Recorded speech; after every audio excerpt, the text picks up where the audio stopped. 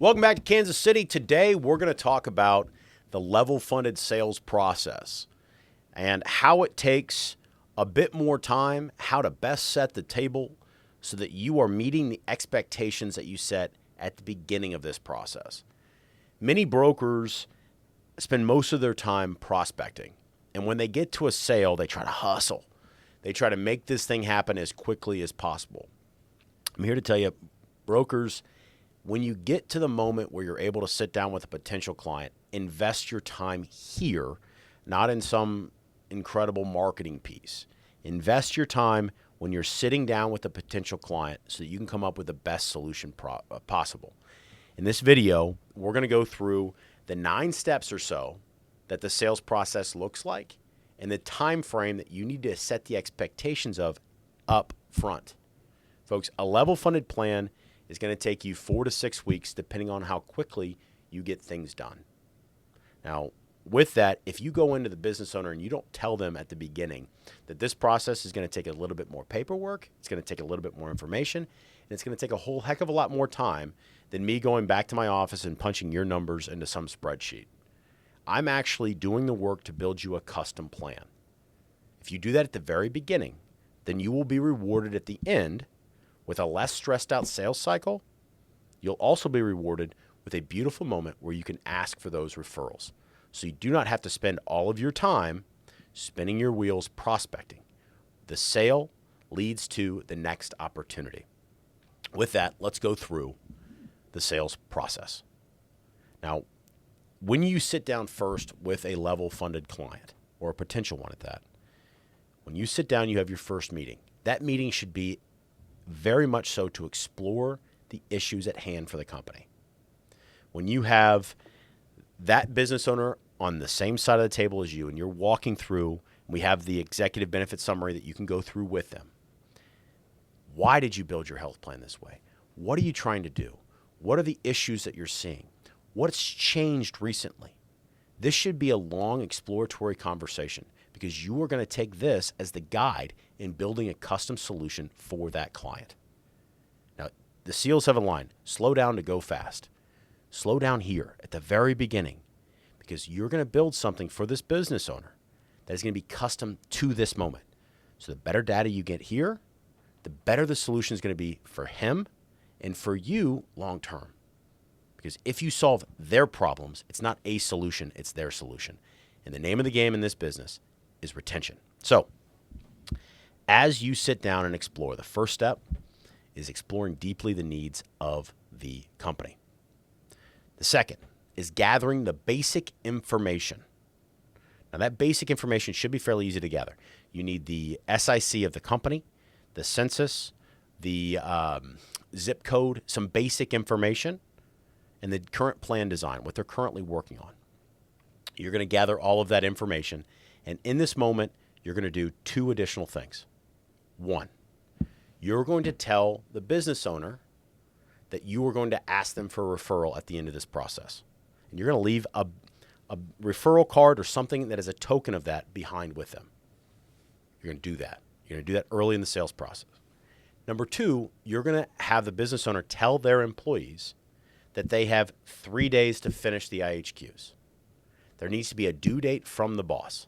This is not a, will you do this? No, this is you have to do this, and you have to do this by this time. Now, if you're a broker that has a hard time getting applications, it's because you're not communicating this part well with the business owners. They don't know our sales process. They don't know what's required. It's only when the business owner feels trepidation from the broker that is a hard time actually getting the IHQs. And if you're trying to build a very custom plan on small group, sub 20, sub 25, you need IHQs because the cost of those debits on those single health plans are so much. So with that, that's step 1, 2, and 3. The next step, you're going to submit your RFP information, the basic information that you've gathered, to your general agent. The general agent is going to send it out to its TPAs and carrier partners like ATA. I think we're pretty great, but they're going to send it out to many carriers. And they're going to say, here are our street rates, our manuals. Folks, do not present these numbers.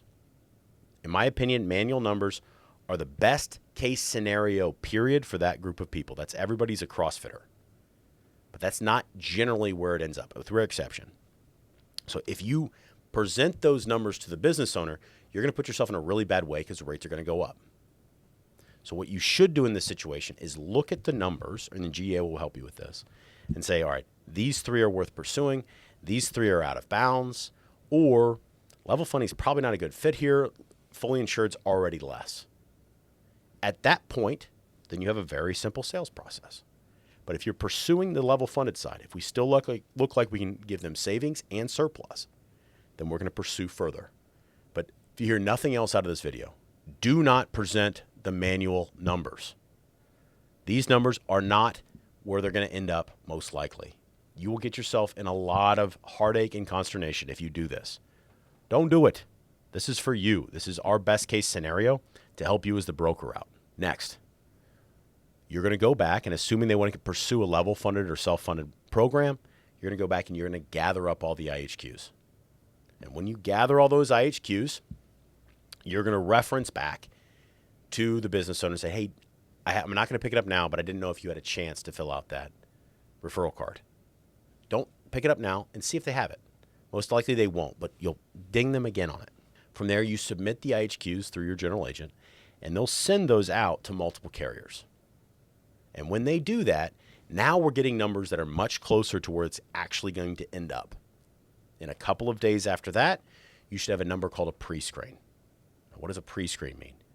This means this is the cost of the plan after initial screening or underwriting that shows what the actual spend in the plan will be, or close to it.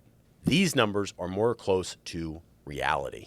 So when you've reviewed these pre-screen numbers, now you're really going to take shape on what carrier likes these guys, what TPA doesn't like these guys, what TPA likes those folks, and you can actually start to customize the solution to the needs of the client as well as the availability of the flexibility of the provider or the TPA. This is where your job gets beautiful. You are building something custom. You are effectively a craftsman of insurance, and that is beautifully respectable. At that point, there will be a thing called a LORI, or Letter of Outstanding Required Information. Some other players call it different things, but in general, that's what it's called. It's going to say, hey, we need a common ownership form because there's multiple owners. Or it's going to say, there's a quarterly wage and tax that hasn't been submitted. We need that. And it's going to go through a number of questions, or it may need a phone call. Certain carriers do it differently. At that point, that is the information that is required before the TPA or the carrier will give you a bindable offer. These are the numbers the plan is actually going to have. Now, my mentor, Big Tom, has a great piece of advice when you're the broker. Let's say you have the solution that you think fits them absolutely best, and that's plan 1. And you've got one that's a slightly different price that solves problems in a slightly different way, and that's plan 2. And then you've got all the other ones that you looked at. Most of them are terrible fits. So a piece of advice would be go sit down with the business owner and say, we've got this option that I really like for this reason, this option that I like for this reason, and all these over here that we put together, I don't think are a good fit for you. It's beautiful. It shows an A or B. It's not if you're coming to work with me. It's do you want to work with me with this plan or work with me on this plan? It also has a bona fide beside you because it shows all the extra work that you've done that they are not going to be aware of if you don't use a little trick like this. So after that point, the business owner says, yeah, I'm going to go with your suggestion. You're going to bind coverage. Now, in order to do that, you need to get some signatures, and you also need to send in the money. The coverage is not bound until the money is received. There has to be a consideration exchanged. So at that point, you have bindable coverage. At that moment, if you're working with ATA, I would recommend you fill out, you can do this yourself beforehand, you fill out, hey, here's where you were before me. Here's the amount of money that you've saved because we worked together and I did all this extra work. And have them sign that, and in that moment, you ask for the referral. Because you've slowed down, you can go a whole heck of a lot faster because you're now not spending your time prospecting. You're spending your time selling. And that's what salesmen do well, not prospecting. So with that, in that moment, you've bound coverage. Realize your job for the business owner may be done, But for the client members, they don't think they have coverage until they get the ID cards. So that's going to be a couple of days after coverage is bound that they're actually produced. Now, it depends on the carrier, depends on the TPA, but considered about 3 or 4 days that you're going to get a digital ID and about a week before you get the physical card. This leads to something else that we talked about at the very beginning of this video. If you don't set the time frame early, or if you start the sales process late, it will lead to consternation of the plans because they don't know that it takes so long. They don't want to know about insurance. That's your job. That's why you're paid money from them each and every month, is to handle these things. So if you don't set the table early and you write a group on the 5th of the month and they don't get their ID cards in the mail until the 12th, there's 12 days in that month where the members think that they don't have coverage.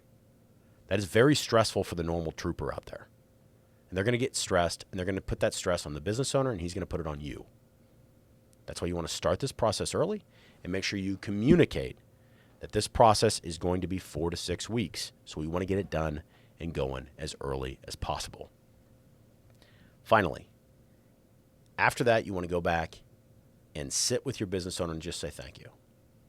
And set up a cadence of meetings, whether it's once every 4 months or so you can stay ahead of any major issues on the plan, because you will have plan reporting with every carrier, or at least you should. When you have that reporting, you can go in and say, hey, we're running well, we're running poorly. You can stay ahead of where you think the renewal is going to be, because you don't want to just sell them once. You want to keep them for your career. And the way you do that is by serving heavy and serving early. So you get 2 things. You get better retention and you get referrals. And brother, you're going to have a great life if you do those 2 things.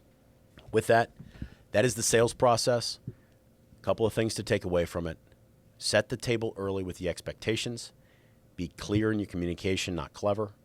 Tell them about the time frames and make sure that you set the table on what the required information is, so you get all the information you need to serve them as deeply as possible.